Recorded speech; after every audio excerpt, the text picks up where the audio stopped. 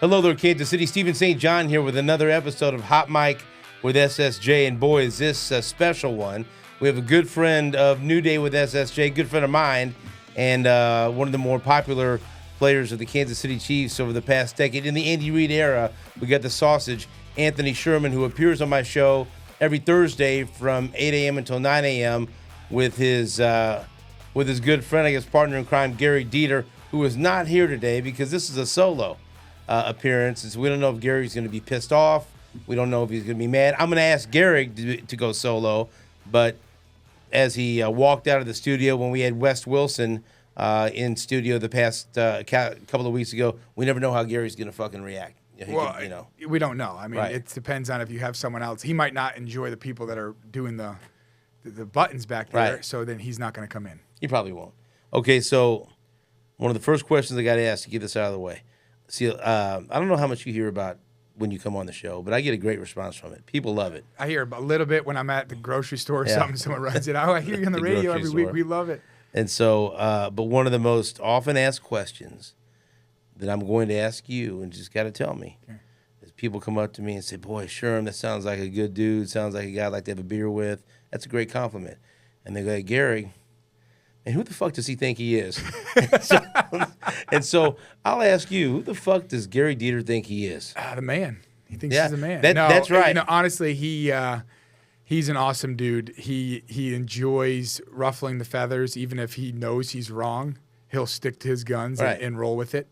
But no, he enjoys. I think he'd be a perfect WWE wrestler. I was going to say that he'd be a heel. And he'd be the villain, the guy everyone hates, and he like this with the crowd, and he would absolutely love it. Yeah, but so for people that don't know, he's a good dude. We like him. Sherm wouldn't be hanging out with him and letting him work out at his house at 5 a.m.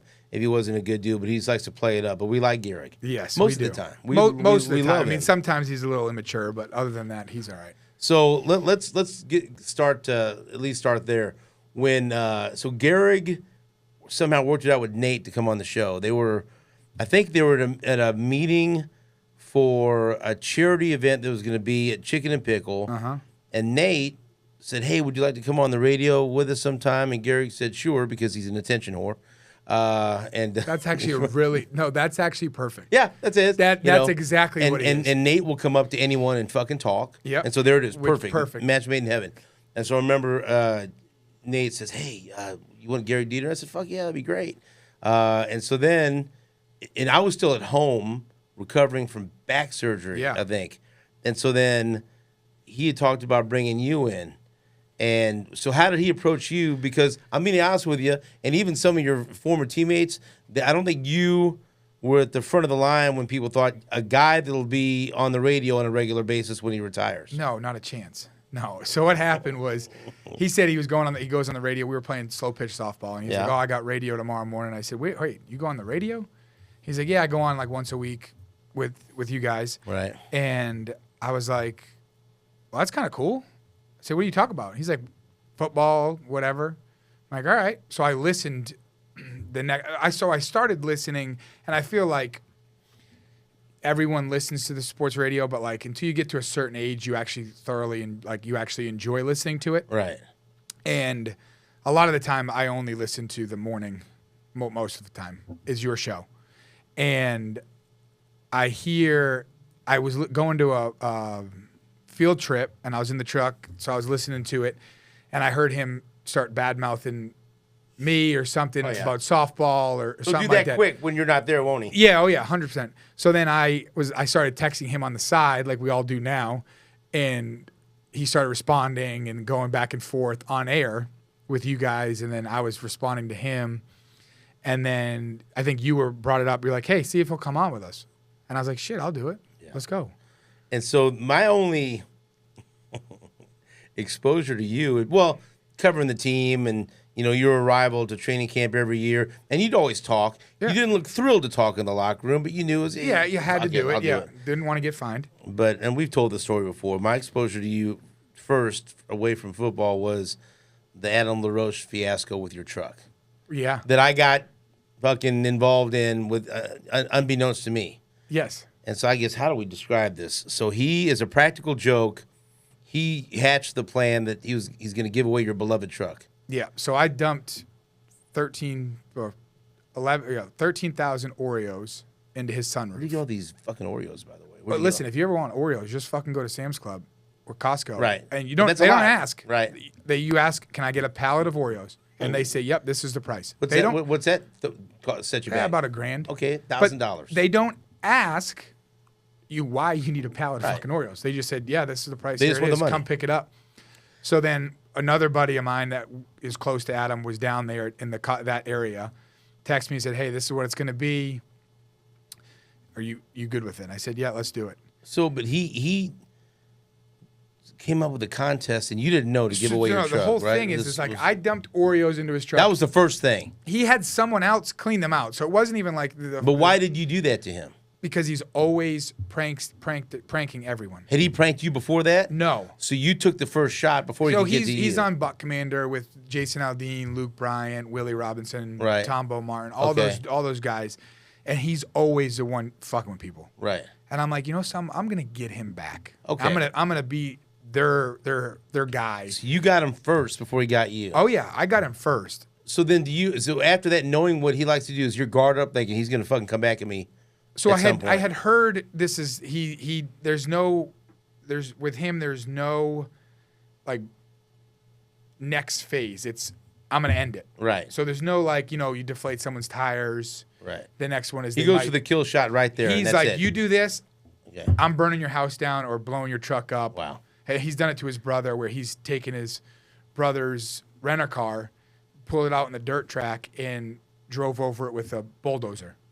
Just because don't piss that guy off. He just doesn't care. And so how did it start that he's going to give away your truck? No fucking idea. So anyway, he concocts this with Matt Light, which I guess Matt Light was a big prankster. He played tackle for the New England Patriots. Right. Would prank those guys in New England all the time. Known for that stuff. He gets him on the phone. They start going back and forth on what they could do. And funny that you say this. I had heard that this could be a possible retaliation, this whole elaborate plan from Gehrig. James Winchester told Gehrig, because James helped me dump the Oreos in the truck. Okay, so long snapper for the Chiefs, James Winchester's involved in this thing. Adam finds out through camera we didn't know he had in the barn of people. So he reached out to him and said, listen, either you can help me get him back or something's going to happen to you as well. So he's going to add everyone. It's like, I'm going for everyone that had a hand in it. So James said, all right, perfect. So I've never heard this part of it. Oh, yeah. So he comes over one night. We're watching, I would have guys over for Monday Night Football. We'd watch Monday Night Football, have a couple beers, hang out. He says, James goes, Sherman, my phone died. I said, okay, here, call. I need to call my wife. I said, okay, here, give him my phone. Well, he holds on to it long enough so he knows that it's going to lock. Well, your buddy, it's like, what's your code? Tell him my code. Right. Your phone. Oh, boy. So now he has access to my phone. Okay. He remembers the code. This was in October. He remembers it that time. He's like, Adam, I've got access to his phone. I can get in whenever you're ready to pull the trigger. So Adam comes up with this elaborate plan, whole legit fundraiser for the organization. All the proceeds went to the E3 Foundation. Everything was website, raffle, lawyers involved to make sure it was. And what's the foundation for people that don't know? E3 Foundation is an unbelievable organization that supports victims of trafficking, and they do combat veteran events where they can get those guys in a group setting and hang out with each other. So this is how I get fucking roped in here. Exactly. So I MC this event called Challenger Fashion every year for the YMCA Challenger program. And they bring in different athletes. They'll walk the runway with some of the Challenger athletes, raise money. It's a great event. And that year, he's a part of it. And so I get a chance to introduce, the athletes on the runway, and I'll talk to him backstage. Hey, Adam LaRoche. Hey, Stephen St. John, I do a radio show. Hey, man, love to have you on the show sometime. You talk some baseball, whatever. He briefly mentioned the foundation. I said, anything you ever have to promote, let me know. I give him my card. I'm thinking, okay, fuck it. I'm always thinking, let me be a good guest. months later, I get a voicemail from Adam LaRoche, and it's like, hey, Adam LaRoche has met you at Challenger Fashion. You had mentioned if I wanted to promote something, I could come on your show.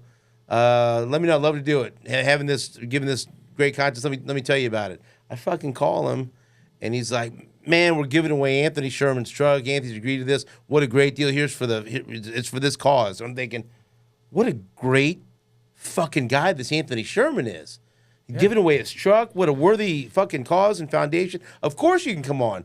Let's promote it. Let's get it out there. And so how was he? Was it like buying raffle tickets? Or You bought raffle tickets for as many chances as I think raffle tickets. You bought 5, you got 10 chances, whatever it was. He comes on, he fucking sold it, and we're thinking this is can you believe? Oh yeah, no. And I maybe had said something like, you want to reach out to Sherman, see if he wants to come on and tell people about the truck. He goes, oh, no. He's real modest. He doesn't want to talk about it. He doesn't want to take any credit. He says donate the truck, and that's enough for him. And like a fucking dummy, I accept that. I'm not thinking he's who would think to give some fucking truck away? He fucking comes on there, and so then what happens?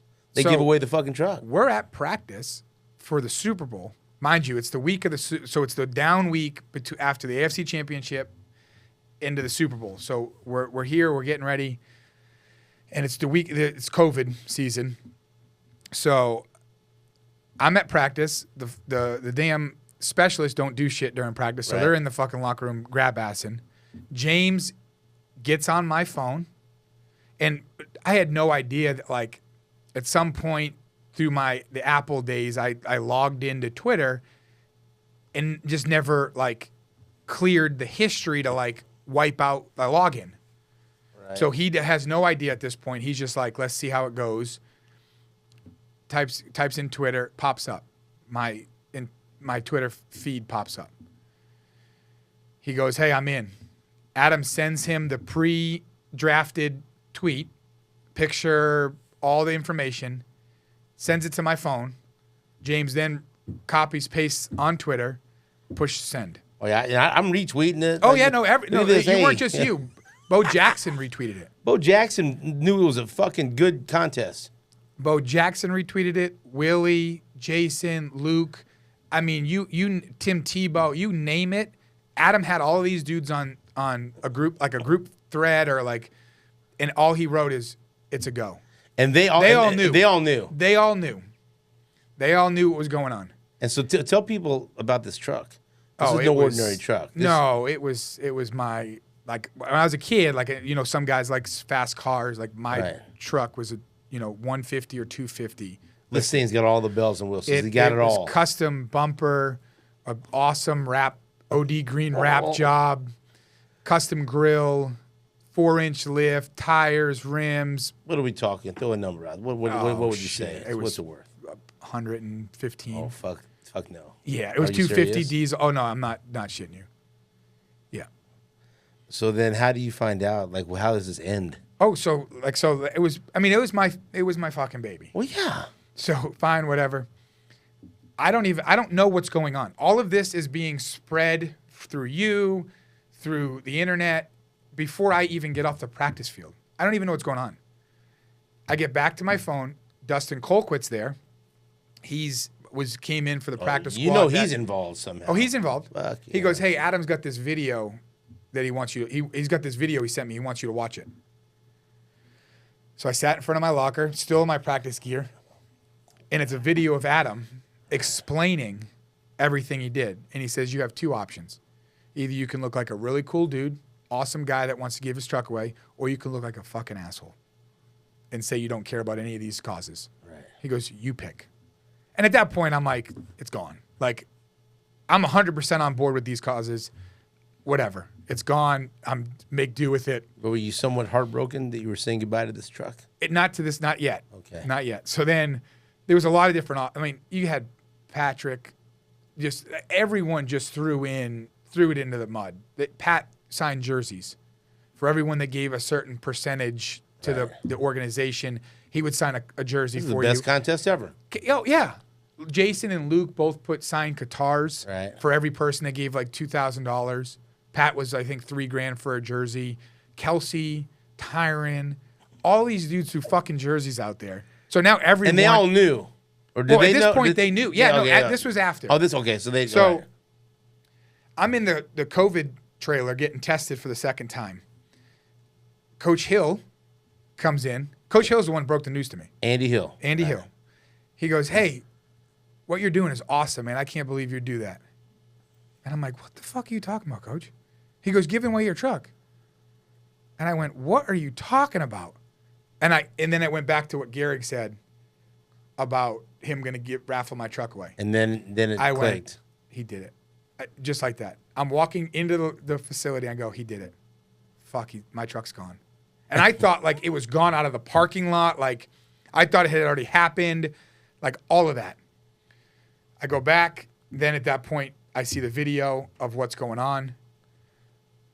I call him on the way home. And I'm like, and it had like millions of retweets, likes, comments. Like it was gone before I even knew it was gone. About just how quick it spread. It was past the point of no return. It was past the point of no return. I call him like, hey, I mean, it is what it is. What's the play now? Are we letting people know it was a prank? Are we letting people know, like, do you want me to play it serious? Like, I am doing this. Like, how do you want this to fucking play out? And he's like, let's play it as a joke, but like, let everyone know that you're doing it. It's just, I said, okay, fine. I shit you not. I had more media that week than I had ever had in my 10 years. After we won a Super Bowl, I had more media that week about nothing to do with football, about giving my truck away. How did you feel about that media? Were you tired of talking about it? Oh, I had my own damn podium at media day. I had people from England talking about it. Right. I'm like, I'm giving my, and I think it was maybe 3 weeks after the Super Bowl, we lost, that we drew a winner. Awesome. I was hoping that if it was a winner that we won, that whoever got the raffle was in Kansas. Like someone that like you're gonna go to Chiefs a good home. Die hard, Yeah. Chiefs fan, whatever it was, someone that like would like take care of my baby. And kid from Pittsburgh, Kansas won. So I go, I clean it, make sure everything's filled up. Make it look real nice. Go down to Adams. Adam and I are hanging out. He's like, hey, he's going to be here, which I knew it was the day that I was giving my truck away. And passed the keys to him, watched the thing drive off. And now I get pictures every once in a while, not from him, from asshole friends that had a part in it that see it in Pittsburgh driving around. Right, like, there's your truck. Does it look good? And it still looks great. But yeah, that was that. And I was like, hey, so now that I don't have a vehicle, you're driving my ass back to my house. Right. When at the same time, I gave away a hunt down at the E3 Ranch, which is magical down there for hunting. So I was like, no, I'm not going to let you win. So I jumped on there, gave away a hunt to someone, which ended up really cool story that knew someone else that worked down there. So it was cool. But yeah, that was it. It was my $100,000 vehicle is gone in a blink of an eye. But for a great cause. For a great cause. I mean, it raised, I think, over $500,000 for a cause. And now he's done it. I still can't believe he did it. He did it again. But that doesn't equal Oreos in the fucking car, though. I mean, no, there's no break. Don't you wish you would have done more to his fucking? Blew his truck up or something. At least whatever it is. But he did it again. I think last year or a year before to Luke Bryant. Yeah, I got that whole. He broke. He texted his wife and was like, "Hey, I want to give one of Luke's trucks away." She's a big prankster. She's like, "Yes, I'm all on board." He breaks in with his daughter, the garage. Yeah, takes the truck, drives it from Tennessee back to Kansas, and holds it. Sends a picture to Luke and says, "Hey, you come to hunt this year, you can have your truck back," which knowing it wasn't, because Luke was going to hire like Navy SEALs to find his vehicle. Yeah. Because he thought someone legit stole it. So that's how bad he wanted it back. He's hiring fucking Navy SEALs. He was going to hire Navy SEALs to find his truck again. He really must like that truck. Oh, it was a sweet truck. And he just did it again. He just raffled off his truck. But you're done now. You're not looking for revenge. You don't want to escalate this No, thing. I've told Adam it's from that done. point on, I said, I'm never fucking with you again. Right.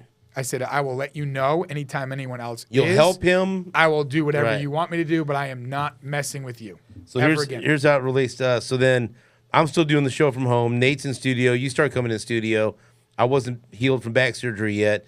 And so then you kind of halfway act like you're pissed off at me for my involvement. Yeah. And I'm not there to see your face or to gauge whether you're fucking with me. And so, like, for a week, I'm thinking, he might still kind of halfway. I'd kind of be pissed off. He might be pissed off at me. And you made it seem like I was more like a bigger part of this thing than I really was. I was just a small cog. I was just a small part of this fucking piece that fell into place. But you were still like, oh yeah, I can't wait till you get back in studio. I've been wanting to talk to you. Yeah. And I'm like, what the fuck did I do? I was just trying to help a charity. So well, then I remember when I first got back in studio, I'm sitting in my chair, and then you come walking down the hall, and you're just me mugging me. You're staring at me. I go, this motherfucker might really be mad.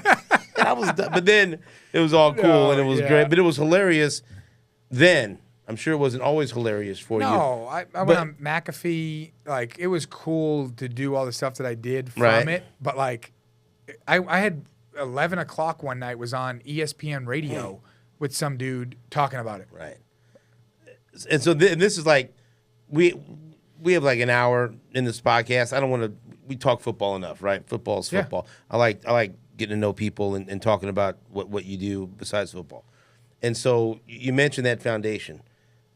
You do a lot now for things that you're passionate about and you believe in away from football. And I don't know how much you can tell me. This door just opened. You want her to come in here? Ram, you want to come in? You want to come in and say hello? You better shut the door then. I thought that was like a ghost. I didn't know what happened. I thought I made that happen by they're voice playing command. baseball out there. You do a lot.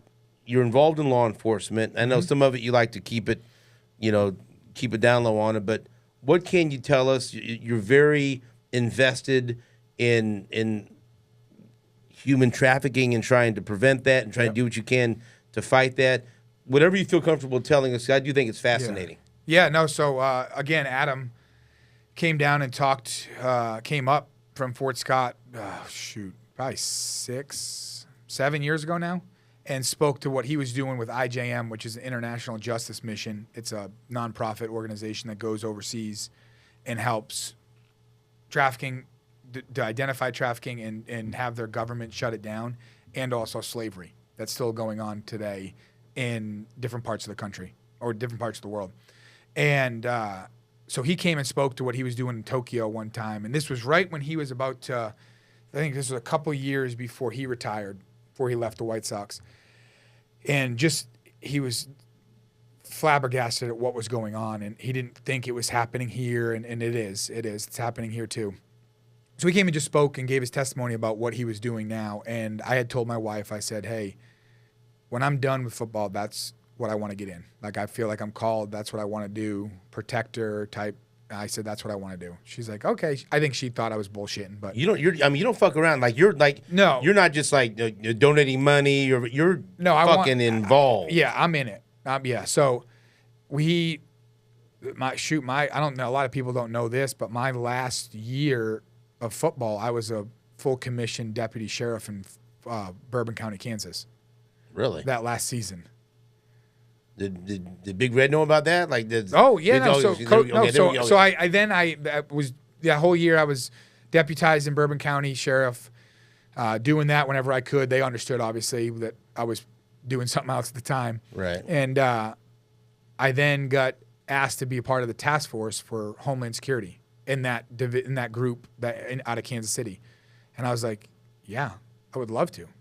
So what does that? Whatever you can say. What does that involve? Full time. I mean, I'm full blown task force officer with Homeland Security. It's cross designation, so they take my credentials from Bourbon County and then use them in the federal level. So I'm kind of a federal agent, just not an agent. I'm a task force officer. You've been involved in raids. You've done a little bit of everything. Search warrants, operations. We've done quite a few operations through Kansas City. Some of the big ones that you've seen on the in the news that I've been a part of.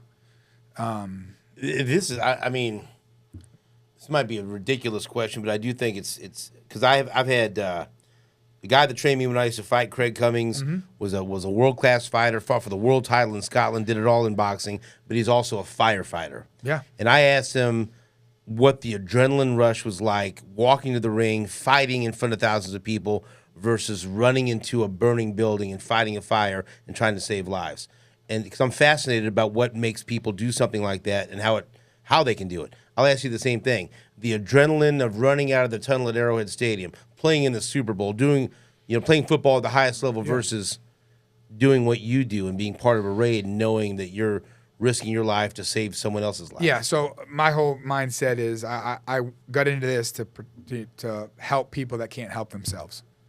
And it's that first time I hit the door, it was a lot of adrenaline. Right. And it felt good because I was done for about 6-7 months now from football, and I got back to that feeling of making a block or doing a job. I mean, it's very similar to football and the idea of you go into an operation, you go into a search warrant with the same mission. Whatever you're there to find or whoever you're there to get, you're all going for that goal. And you got a game plan. Everyone's got a role. There's strategy involved. There's tactics, all that stuff. So up into that point, it's almost very similar. And then there's after. It's the same thing. You're all talking about it. You're debriefing. You're writing reports. Whatever you're doing about what happened, but you're all going in with one mission, just like a football game. You're all going in to win that game, to execute on offense, execute on defense. Now we're just a little bit different, and obviously it's a little bit different because your life's on the line. But in a way, it fills that void that you don't have with football. And that's why I've never missed football. That's why I've never missed. Yes, I missed the locker room, missed some of my teammates, that kind of stuff, but I don't miss the game because I found another avenue that I can still get that excitement. So you told your wife you were going to do this. She said she was on board, but she didn't know. It's like this level. She's still good. Like, okay. Oh yeah, she's great with it. All mean, right. When I first was done, I jumped in not too much for me, too much for the family. I was gone too much, and those hours are not standard hours. Like they're not your 9 to 5 or your Wednesday 7:30 to 6:30, whatever it is for football. Like you kind of have an idea of what the day looks like from your schedule and when you're usually home for the last 18 weeks. You're on their time. Yeah, it could be any time. It could be overnight. Like I've done a couple overnight stuff where it's surveillance the entire night. Damn. And she's good now. I mean, she's good now because I jumped in heavily, and she's like, "Hey, didn't you retire to be here more?" And I'm like, something? You're right. Right. So I've backed off a little bit, but I'm still doing whenever the phone rings or whenever I've got some time, I'll go. I feel like this is the wrong question to ask you because you don't seem like a guy that would deal with this, but is fear ever in the equation? I mean, I wouldn't say on the football field, but when you're getting ready to do something like that, like you said, it's different than football because your life's on the line. No, I just go. I rely back on my training and tactics and who I'm with. Yeah. The guys that I'm with that I know that they have my back, and we have a pretty good understanding before we go in, like threat level to the operation. Right. So yeah, it all depends. But no, I have not yet gotten scared. I mean, I was down at the put it this way. For me, you can say it until you're blue in the face, and I've always been one that said I would run towards the gunfire, then run away. And you don't know. You honestly have no idea until you're in that situation. And for me, being the capacity that I was there in was law enforcement. And for me, my first reaction was to take off towards it. Not that I was happy about it. I'm never happy that I was there that day because of the tragedy that happened. But that my instinct was, I was right with my instinct that I would go to it. So, which is fine for anyone I'm not saying anything by that. I'm just saying that for me to be able to say I ran to it, that I know that my body reacted correctly, in my opinion, then I'm doing something right. It's like you saw some civilians grab one of the guys. I was people react. I was right there, right within I would say 30 seconds just because we had to go over the barriers and stuff that was behind the stage to be right where the whole incident took place. And because I emceed Guns and Hoses, which benefits the families of fallen first responders, and they have their motto, and they have us talk about it. Support those that run towards the danger while we run away to safety. Mm-hmm. But that's why law enforcement. That's people. That's why we signed. That's why I signed up. Right. Firefighters signed up, and now I have an uncle that's a firefighter in my hometown. I have two uncles that were police officers. So I had that. Right. It was for me. I didn't grow up with a lot of money, so college was only going to happen if I got a scholarship. Well, now I was blessed enough to say I got a scholarship. Things worked out, but it was football, military, or law enforcement. Those are the three options that I had coming out, like in my mind. Yeah, and my uncle was a KCK police officer, and so I was around that as well. And I'd ask him all these questions when I was a kid, and I was always fascinated to hear his answers. But so Union Station, we talked about that. That was something that, unfortunately, is things we see that happen. That's no surprise that these things happen all over the United States. It could have been much worse. Unfortunately, we did lose a wonderful lady in Lisa Lopez Galvan. But being there that day, I remember you watching that as law enforcement was running into Union Station. Nobody knew what was going on. Yeah. But I mean, what was that moment like? It was surreal because in the moment, nobody knew how bad it was. Nobody knew the total, as far as gunmen, or the entire landscape of the situation. That had to be. I know you said you reacted right, but still, that was. Yeah. So I mean, you don't know in that initial moment until like things start to come to light later on in the investigation. You don't know what it is. It could be terrorism. You have no idea. It could be,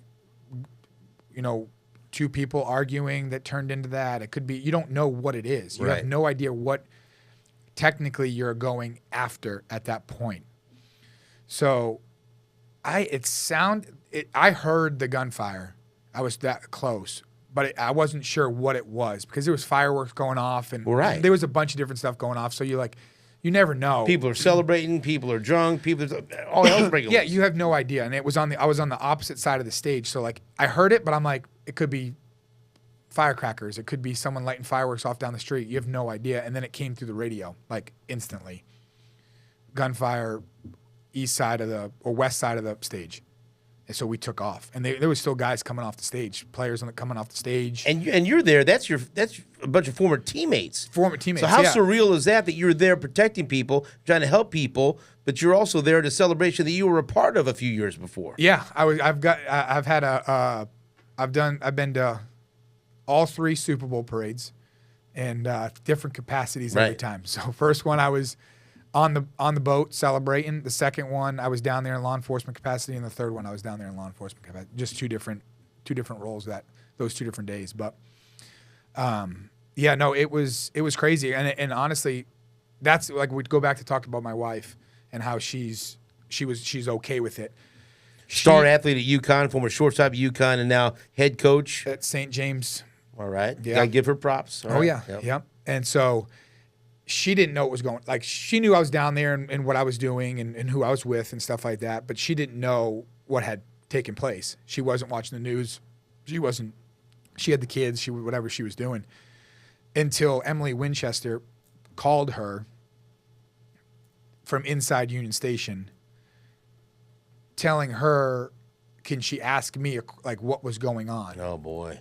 So she had no idea. Oh, and I'm getting those I'm getting the texts because people are assuming I know what's going on. Yeah, texting me from everywhere, and it was crazy. It was in that moment. I get over to where I was, and then I ended up getting not stuck, but I had to stay where I was to keep area secured and get people going in the right direction and keep a scene that I was at. And it was towards the end of the madness that I got a call, and I knew that she had either heard or she was like. So I just sent a quick text. I'm good. I'll call you later, because that's all she needed. She just wanted to make sure that I was good. She didn't She knew that I couldn't talk. As long as you're okay, But she just okay. needed. If I didn't respond, then it would have been a spiraling of her like calling a million times, which I completely understand. Like I know she's going in one direction, and I see a car accident, and I'm calling her like, "Hey, are you by it? Like, it's not you, right, or anything." So I knew, and at that point, I knew that she had probably heard. So I just said, "I'm good. I'll call you later." And she's like, "Okay." Oh fuck! I drive my kids crazy. My son's got a house out in Independence. I hear anything that in Independence, I'm texting him. Are you all right? Where are you? And he goes, Dad, I'm 45 home. minutes away from me. Yeah, but you still leave me fucking alone, please. Yeah. And so we got about 15 or 20 minutes left. Hopefully that's okay, unless you're gonna pull a Gary Dieter and fucking walk out. No, I will not do that. Something else I wanted to bring up about you that I really respect about you and that I enjoy is your commitment to your kids, because it's like one of those things. Like it's that's the most important thing in my life, right? And I see that we've got your 3 kids out here, maybe tearing shit up. There might be a football game going on. No, out there's there. a baseball. There's baseball gloves. They're nodding out there, breaking shit. Who fucking cares? That's the price of doing business. They let them break stuff. And how old are your kids? 9, 7, and 6. And you love to coach. Yes. What's your favorite sport to coach with your kids? Well, probably football. Football. Yeah, I mean, I love coaching baseball too, but I coach. Well, and it's cool because there's the group of kids we have, and both sports, all 3 sports really are like all the same kids. So, the football team, we have 12 kids we have 11 kids on our baseball team. 9 of those kids played on my football team last year. First year playing tackle.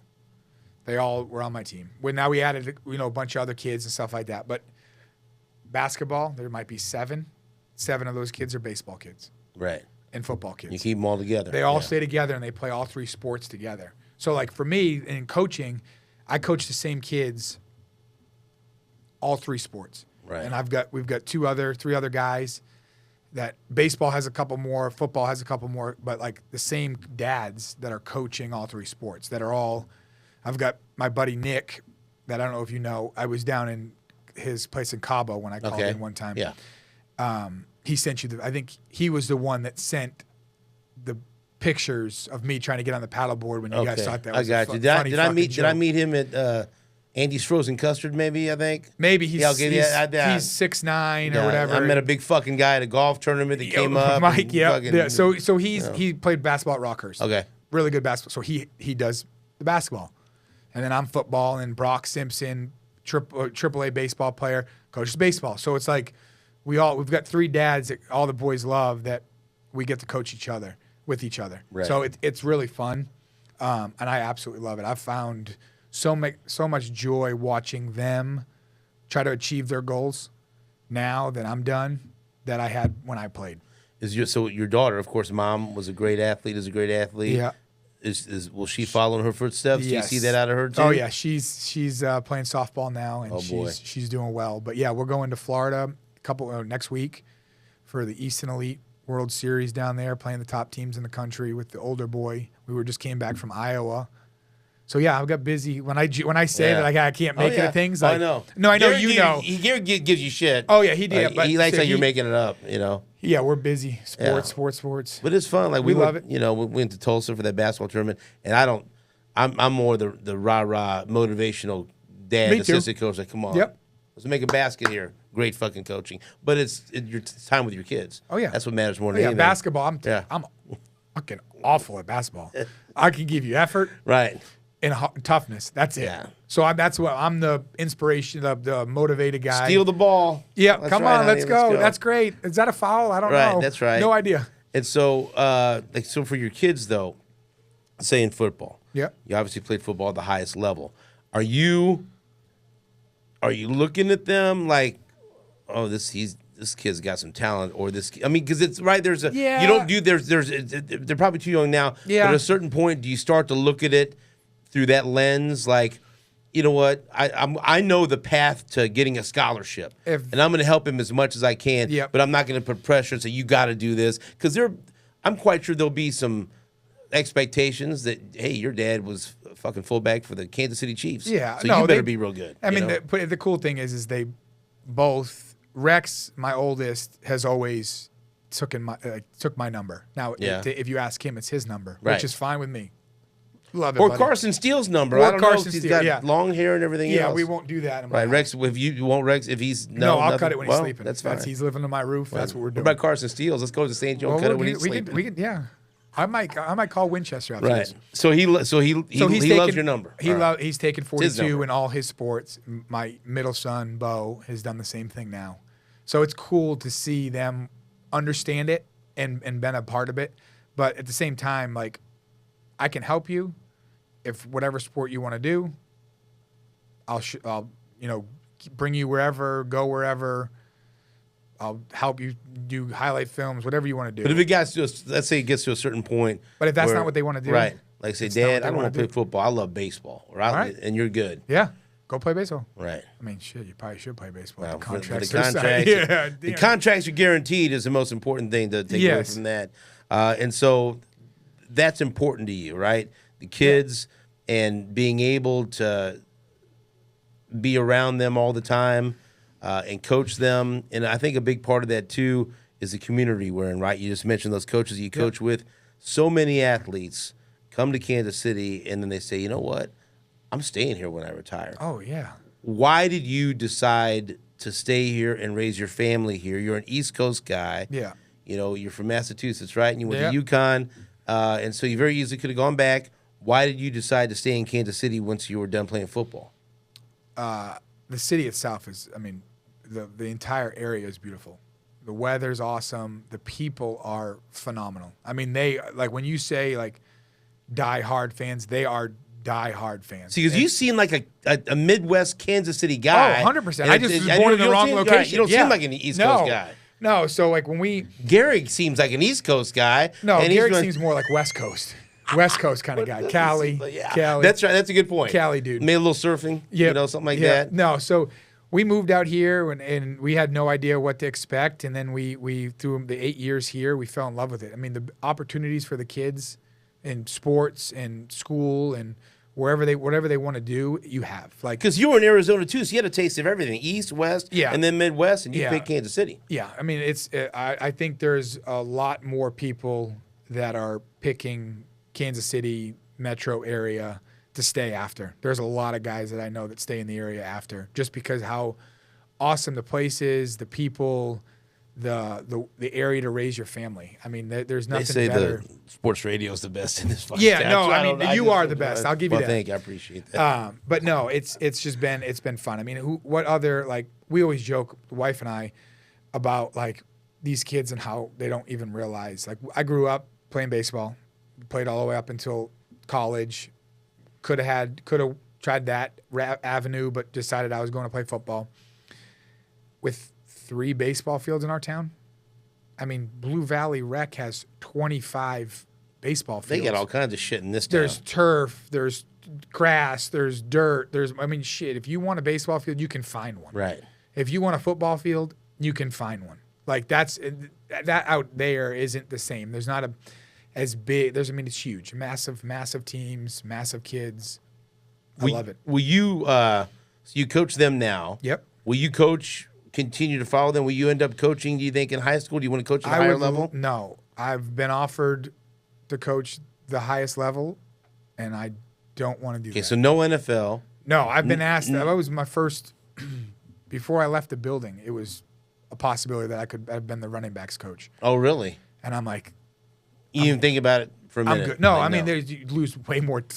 You thought you had not enough time at home when you were a player. Oh, you're there all night. You're not. You don't have time for your family, and so which is fine. I think maybe if the kids are out of the house at some point, maybe I could think about it. But like 55-year-old, sure, maybe. I want to coach high school football. You do. I want to stay here, coach high school football, and never leave. As an assistant, or would you like to be a head coach? I'd like to be a head coach. You want to be a head coach? Head coach. Do you have a school you're looking at, or just there's a couple of them. There's a couple of them, a little bit down south.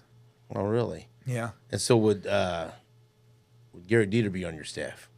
Yeah. You didn't say yes right away. I think he thought about it. He's trying the avenue of coaching. He went to the mini camp. Yeah. And coached there, and I think if Coach Reed had given him a spot this year. They didn't have. I mean, shoot, what NFL team wins the Super Bowl and doesn't have barely any coaches leave? Right. I mean, awesome to see. I think if he had a spot open and would have given it to Gehrig, and Gehrig would have taken it. But I don't want to do that. No, but you want to be a head coach at the high school level. Is any people out there listening? Any ADs out there? Head high school football coach. That's all I want to do. What kind of offense you going to run? Because people would think, well, he was exposed to a Patrick Mahomes offense. He's going to be wide open. But you're a fullback. I think you might like to grind it out. Oh, no, listen. There's going to be. I want my O-line coming out on cattle trailers. That's like right. on the turf, music blaring, a little AC/DC or They do something. that in Texas. They bring him out. Well, that's what I want. I want my dudes to be dogs. The offensive line will be the star of your team. Oh, yeah, which is fine. And I'll give them all the praise in the world because I understand what they do and how they make an offense go. But I think it all depends on really what you have athlete-wise. And, I mean, shoot, like I've talked to Pat about it. Like, Pat's high school was a predominantly running team. Well, then a talent like fucking Pat Mahomes comes in, you better change that shit. That's right. And they did. I mean, he aired it out. But, like, I think it all depends on what you have and what your skill set. But there's also those always go-to power, ISO, counter are mainstays in football that should never leave, that you can win a lot of football games with just off of that. This is the only football question I'm going to ask, and we'll start to wrap it up. You were in Arizona. Okay, you played in UConn, but UConn was good when you played there. Yeah. And then you go to Arizona. Then you get traded to Kansas City. Yeah. Do you ever look back and think, fuck, I got traded to Kansas City to play for Andy Reid, and then Travis Kelce's on the team and all this talent, and then Patrick Mahomes comes, and you end up playing in multiple Super Bowls and a championship. I mean, Tim Grunhard comes on my show every Friday, and I love Timmy, but you can almost see it in his eyes, almost hurt, like, yeah, we never made it. We never made it to the Super Bowl. To come to Kansas City at this time, what a fucking blessing that was. You ever think about that? Like, I could have been buried in Arizona those years, and I came to Kansas City, and look what happens. Oh, yeah. Oh, 100%. I mean, holy shit. We sucked in Arizona. I think we were fucking 4-12 and 5-11 or some shit. You couldn't wait to get out of there when you heard about that. No, trade. so we had Wisenhunt, and I think he was a great offensive-minded coach. I think he was a great OC. I didn't think he was a great. Now that I look back, put it this way, not when I was there. Right. No fucking idea what I was talking about. But having Coach Reid, how he runs his system, and how he's a leader of men. Now I'm like, that's the standard. Right. That should be the standard for every NFL team. That right there. But we were there, and we were 4-0 one point, winning in New England, beat their ass in Arizona. We thought we were fucking good. That's right. We were like 4-0. We're like, well, let's start talking about the fucking parade. We got it now. Super Bowl, all this shit. We didn't win another game. I think we beat Chicago like second to last week of the season. It was fucking awful. It was miserable. And then I had no idea what the NFL was. Like, that's all I knew. And I knew that it was tough. I knew it was hard, but I had a lot of veterans, Jay Feely, Dave Zastadil, Adam Schneider, like a bunch of veteran guys that have played in different teams that like understood what it meant to play like in a playoff game, like how big that is. Right. And coming to Kansas City, we made it to the playoffs. We lose. Next year, I don't know if we make it or we lose again in the second round or whatever it was. But you started getting a taste and started getting of what playoff football was, and then wanting it more and more and more, and then getting it was. Then fucking guy they drafted. I didn't was win. 15. Put it this way: I didn't win a state championship in high school. I won a couple of bowl games in college, but bowl games are watered down now. We lost in the Fiesta Bowl, which I think would have been a cool one if we beat Oklahoma. Oh, it would have been great because you could have talked shit to Lebo all the time. Yeah, fuck Lebo. And then didn't win shit up until we got a couple playoff victories in Kansas City, and then going to the whole thing was still. And then here comes 15, and things change for everybody. Yeah. And then we go AFC Championship, we lose in a heartbreaker. I think I sat in the locker room the longest I've ever sat after a loss. And I didn't want to talk to anyone. I literally sat in Alan Wright's office in the back of the stadium and ate. My wife knew. She's like, I'll see you at home. Yeah. And I sat there just thinking, what could I have done better to help the team anyway? But like whatever I could have done, I thought, to me, like I was not the reason, but like I could have been better. And there was nothing I could have done. I mean, I played fucking 4 snaps on offense and what's special teams. One snap of fucking done. Yeah, but to me, like that's how I was, and trying to go through it. And then the next year, going against Houston and being down 24, I'm like, are you fucking kidding me? Like, are you going to be against Houston? Against Houston, like, and then, but at the same time in my head, I'm like, shit, if this shitty ass offense can put up 24 fucking points, sure as hell we can. And then we got was it Dan Sorensen's 4th and 6 tackle on the punt, score. Although, And then I was close to recovering that fumble that popped out that I was right there on the kickoff touchdown. And I'm like, and then we just fucking put our foot on the gas and rolled. Yeah. It was, and at that point after that, it didn't matter if we were down 15, 10, and we were down 10, I think. Pat's been down 10 every Super Bowl. Yeah. And it's like, no big deal. And we'll come back. The run against the Titans that Pat had right before halftime. Yeah. Like, what the fuck was that? It's just one of those things where, I could have been a guy that played 10 years and never played in a playoff game or won a couple playoff games. And it's I'm so blessed to win the first Super Bowl in 50 years here, but then still know guys on the team that are winning them now is awesome. But that first one will always be the best. Oh, yeah. But that block that sprung Damian Williams for the game-sealing touchdown, you understand. That fucking moment made grown men across Kansas City and in the Midwest just fucking burst into tears. Oh, I mean, sometimes I watch YouTube videos. I watched the clip from that was Power the and Light. Yeah, I watched the clip from Power and Light, and everyone going absolute ape shit brings a tear to my eye. We were up in the media section, right? Yep. And fucking Lebo's fucking with me because he's Todd, right? Yep. First, there was a half-eaten candy bar somebody left there. He goes, "If the Chiefs win, will you eat that?" I said, "Fuck yeah, I'll eat that if the Chiefs win. I don't give a shit." Yep. I fucking ate it. There's a half-eaten Twix. I don't fucking care. I don't even know whatever. But so then he's looking at me and he knows I'm a lifelong Chiefs fan. I fucking grew up going to these games, but also I have to go down and do interviews right after this. And he's looking at me, and right after the touchdown, he starts looking at me. He goes, "Don't fucking cry." I said, "Don't fucking look at me. Leave me alone." He goes, "Don't fucking cry."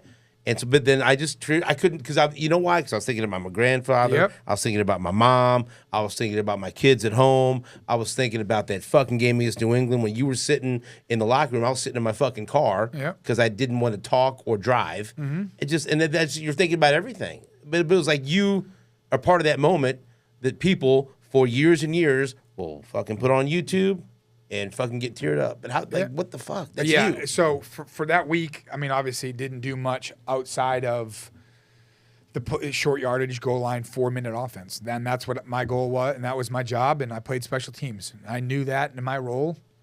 And getting into that situation, knowing you need a first down to get to secure. Now, granted, we weren't looking for a touchdown.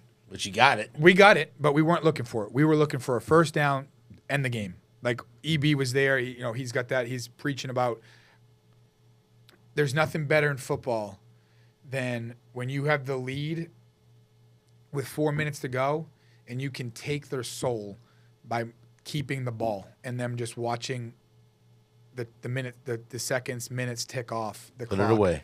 And they can't do shit about it. And they know what's coming. They know run's coming. But if you can punch a fucking hole in it and get a first down, I couldn't have asked for a better situation besides maybe pancaking someone at the goal line for the winning touchdown or whatever.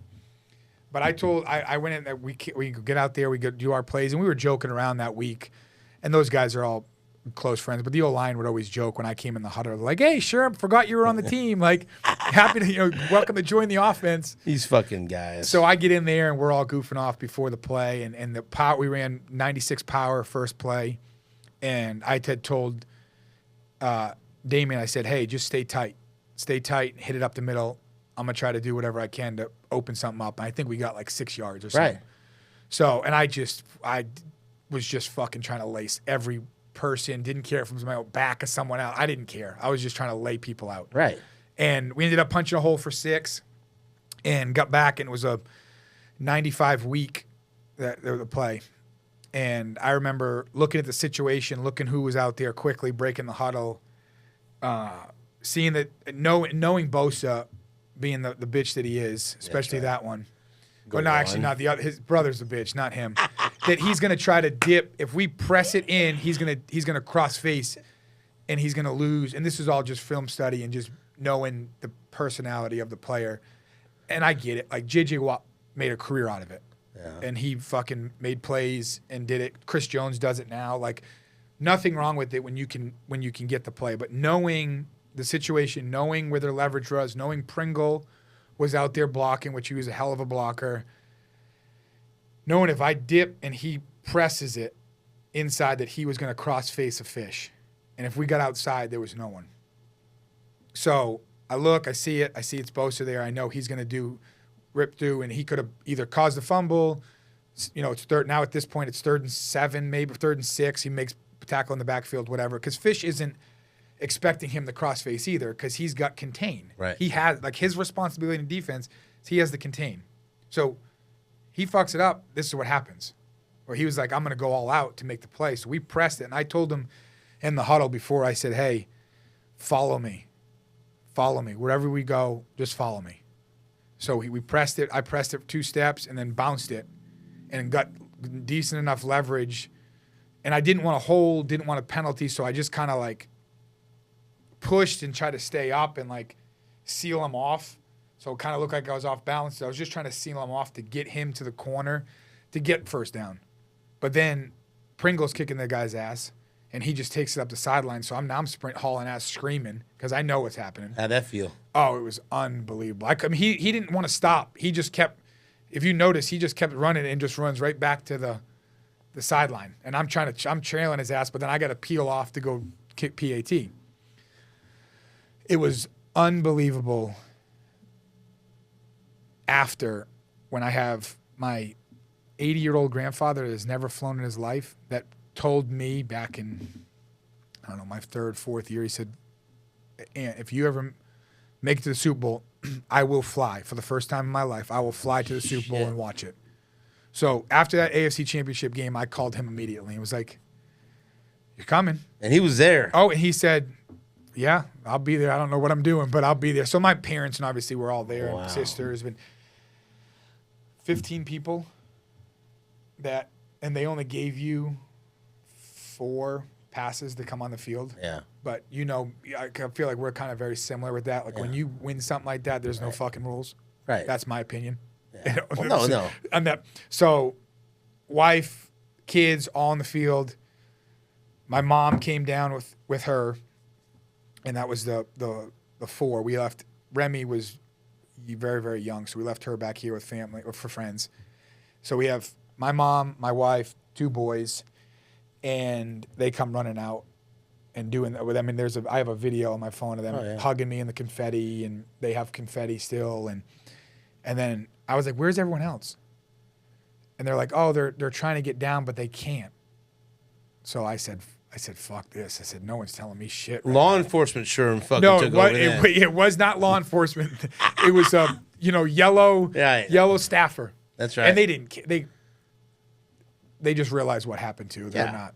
Come on. I walk up. They're starting to try to come down, and I said, hey, these 10 people right here are coming with me. Guy was cool. He's like, all right.